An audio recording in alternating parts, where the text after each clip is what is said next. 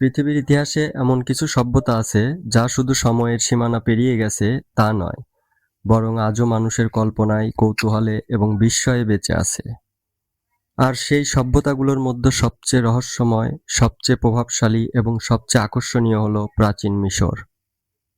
কালচক্রের এই পর্বে আজ আমরা জানব মিশর সম্পর্কে।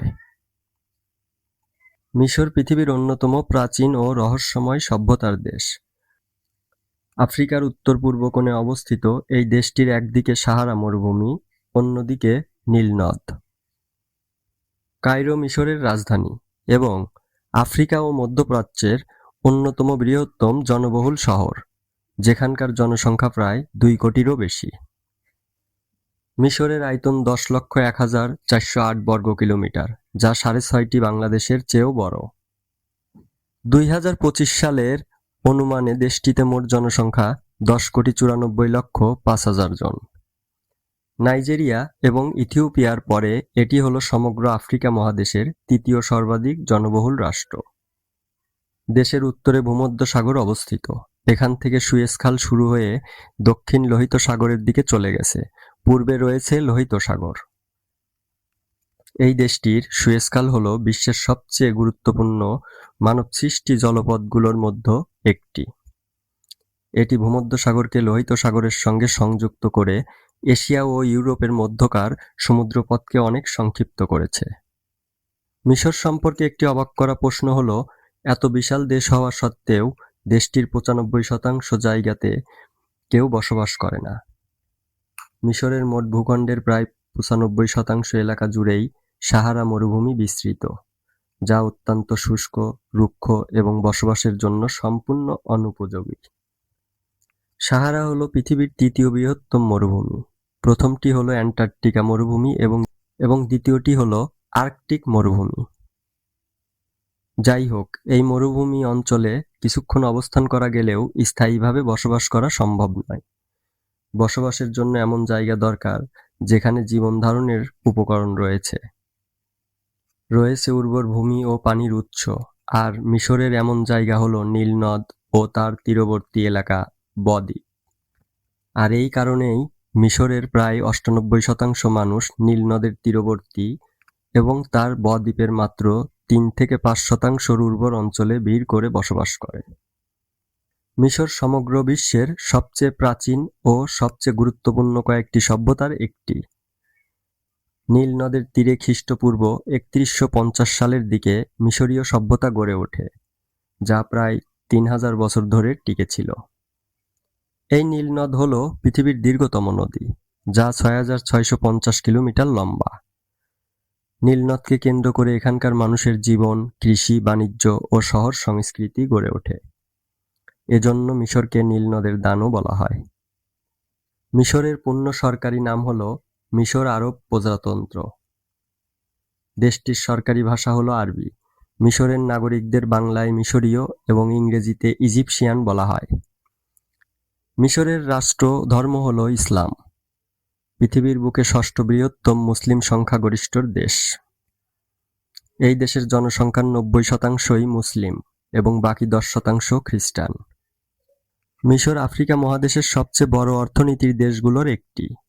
এই দেশটির পার ক্যাপিটা নমিনাল জিডিপি 3191 মার্কিন ডলার, যা 138তম, যেখানে বাংলাদেশের পার ক্যাপিটা নমিনাল জিডিপি 2734 মার্কিন ডলার, যা 147তম। অর্থাৎ মিশরের মানুষ বাংলাদেশের মানুষের তুলনায় কিছুটা ধনী। কায়রোকে বলা হয় সিটি অফ এ থাউজেন্ড মিনারেটস, কারণ এখানে অসংখ্য ঐতিহাসিক মসজিদ রয়েছে, যেমন আল আজহার মসজিদ, মোহাম্মদ আলী মসজিদ ইত্যাদি। 2025 সালের গ্লোবাল পিস ইন্ডেক্সে 163টি দেশের মধ্যে মিশরের অবস্থান 107তম, অর্থাৎ দেশটি শান্তিতে মধ্যম। মিশরের সরকারি মুদ্রা হল মিশরীয় পাউন্ড। 1 ইজিপশিয়ান পাউন্ড সমান 2.6 বাংলাদেশি টাকা। হাইরোগ্লাফিক, এটি হলো প্রাচীন মিশরের একটি জটিল চিত্রভিত্তিক লিপি ব্যবস্থা, যা প্রায় 3200 খ্রিস্টপূর্বাব্দে উদ্ভূত হয় এবং প্রায় 400 খ্রিস্টপূর্বাব্দ পর্যন্ত ব্যবহৃত হয়। এতে 700টিরও বেশি চিহ্ন রয়েছে। মিশরীয়রা মূলত মন্দির, পিরামিড এবং সমাধিতে এই লিপি ব্যবহার করত, কারণ এটি ছিল অত্যন্ত আধুনিক এবং শৈল্পিক লেখন শৈলী। প্রাচীন মিশরের মানুষেরা প্যাপিরাস নামক এক প্রকার নলখাগড়া উদ্ভিদ থেকে কাগজ তৈরি করত। এই প্যাপিরাস শিটগুলো লেখার জন্য ব্যবহৃত হতো এবং এটি ছিল আধুনিক কাগজের আদিরূপ। প্রাচীন মিশরীয়রা সময় পরিমাপ করার জন্য সূর্য ঘড়ি এবং জলঘড়ি ব্যবহার করত। জলঘড়ি ছিল মূলত একটি ছিদ্রযুক্ত পাত্র যাতে পানি ধীরে ধীরে ফোঁটা ফোঁটা আকারে পড়তে থাকে এবং সময়ের সঙ্গে সঙ্গে পানির স্তর কমে যাওয়ার মাধ্যমে সময় গণনা করা হতো। মিশরীয় খনিজ পদার্থ যেমন ম্যালাকাইট এবং গ্যানালা থেকে আইলাইনার এবং লিপস্টিক তৈরি করত, যা সূর্যের আলো থেকে চোখকে রক্ষা করত এবং সৌন্দর্য বাড়াত। এটি ছিল বিশ্বের প্রথম স্থায়ী মেকআপ, যা আজকের কসমেটিক্সের আদিরূপ। প্রাচীন মিশরীয়রা তাদের বিশাল পিরামিড এবং মন্দির নির্মাণের মাধ্যমে স্থাপত্য ও প্রকৌশল বিদ্যার চূড়ান্ত নিদর্শন রেখে গেছেন। মিশরের সবচেয়ে বড় ও পুরনো এবং আকর্ষণীয় পিরামিড হচ্ছে গিজার পিরামিড বা খুফুর পিরামিড। এটি বিশ্বের সপ্তম আশ্চর্যের একটি। এটি তৈরি হয়েছিল প্রায় খ্রিস্টপূর্ব ৪,৫০০ বছর আগে, যার উচ্চতা প্রায় ৪৮১ ফুট। এই পিরামিড ৫২,৯০০ বর্গমিটার বা প্রায় ৪০ বিঘা জমির উপর স্থাপিত। এটি তৈরি করতে সময় লেগেছিল প্রায় ২০ বছর এবং শ্রমিক খেটেছিল আনুমানিক ১ লক্ষ।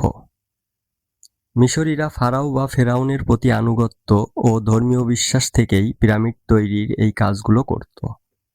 গ্রেট পিরামিডটি আনুমানিক প্রায় ২৩ লক্ষ ব্লক দিয়ে তৈরি। এটি নির্মাণে প্রায় ৫৫ লক্ষ টন চুনাপাথর, ৮,০০০ টন গ্রানাইট এবং ৫ লক্ষ টন মর্টার ব্যবহার করা হয়েছিল। প্রাচীন মিশরের শাসককে বলা হতো ফারাও বা ফেরাউন, যাদেরকে জনগণ শুধু রাজা নয় বরং দেবতাদের প্রতিনিধি হিসাবে পূজা করত। তারা রাষ্ট্রের সর্বময় ক্ষমতার অধিকারী ছিলেন। ফারাওদের উদ্দেশ্য ছিল দেশ পরিচালনার পাশাপাশি দেবতাদের ইচ্ছা বাস্তবায়ন করা এবং নীল নদের উর্বরতা বজায় রাখা। ফারাওদের দেহ মমি করে হাজার হাজার বছর ধরে সংরক্ষণ করার লক্ষ্য ছিল যাতে আত্মা দেহে ফিরে আসতে পারে। বিখ্যাত ফারাওদের মধ্যে ছিল দ্বিতীয় রামসেস, তুতেনখামুন এবং মহিলা ফারাও হ্যাটশেসুট।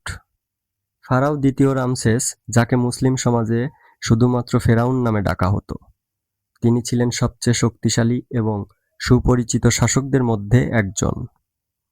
দ্বিতীয় রামসেস বা ফারাওকে সাধারণত ফেরাউন হিসাবে চিহ্নিত করা হয়, যিনি নবী মুসা আলাইহি ওয়াসাল্লামের সময়কালে মিশর শাসন করতেন এবং অত্যাচারী শাসক হিসাবে পরিচিত ছিলেন। ১৯২২ সালে তুতানখামুনের সমাধি টন অফ তুতানখামুন খোলার পর কয়েকজন গবেষকের রহস্যময় মৃত্যু হয়, যা এই অভিশাপকে আরও রহস্যময় করে তোলে। তুতানখামুনের সোনার মুখোশ পৃথিবীর সবচেয়ে বিখ্যাত আর্টিফ্যাক্ট। এই মুখোশটি ছিল খাঁটি স্বর্ণ দিয়ে তৈরি এবং এর নিখুঁত সৌন্দর্য আজও বিজ্ঞানীদের অবাক করে দেয়। ক্লিওপেট্রা সপ্তম ছিলেন প্রাচীন মিশরের শেষ ফারাও এবং ইতিহাসের অন্যতম রহস্যময় এবং প্রভাবশালী নারী শাসক। রোমান সাম্রাজ্যর শক্তির বিরুদ্ধে মিশরকে রক্ষা করতে তিনি জুলিয়াস সিজার ও মার্ক অ্যান্টনির সঙ্গে জোট গড়েছিলেন। তিনি বেশ সুন্দরী ছিলেন, তবে তার সৌন্দর্যের চেয়ে তার মেধা, নেতৃত্ব গুণ এবং কূটনৈতিক দক্ষতায় তাকে ইতিহাসের কিংবদন্তি করে তুলেছিল। অবশেষে অক্টাভেসের সঙ্গে যুদ্ধের পর তিনি আত্মহত্যা করেন। ভ্যালি অব দ্য কিংস হল প্রাচীন মিশরের নতুন রাজ্যের ফারাওদের সমাধিস্থল, যেখানে মোট ৬৫টি সমাধি এবং চেম্বার আবিষ্কৃত হয়েছে। মিশর বিশ্বে উচ্চমাত্রার যৌন হয়রানির অন্যতম খারাপ অবস্থার দেশ হিসেবে পরিচিত। দেশটির রাস্তায় বাজারে গণপরিবহনে নারীদের হয়রানির ঘটনা খুবই সাধারণ। মিশরে বেশ কয়েকটি গুরুত্বপূর্ণ প্রাকৃতিক সম্পদ রয়েছে, যেমন পেট্রোলিয়াম, প্রাকৃতিক গ্যাস, ফসফেট, লোহার আকরিক, স্বর্ণ, চুনাপাথর ইত্যাদি। প্রত্নতত্ত্ব ও মিশরবিদ্যা এখনও একটি সক্রিয় গবেষণা ক্ষেত্র। নতুন সমাধি, নতুন মমি, নতুন প্যাপিরাস প্রতিনিয়ত আবিষ্কার হচ্ছে। প্রতিটি আবিষ্কার আমাদের আরও কাছে নিয়ে যাচ্ছে। বিশ্বের নানা প্রান্তে ছড়িয়ে থাকা এমন জানা অজানা তথ্য জানতে ফলো এবং সাবস্ক্রাইব করুন কালচক্রে।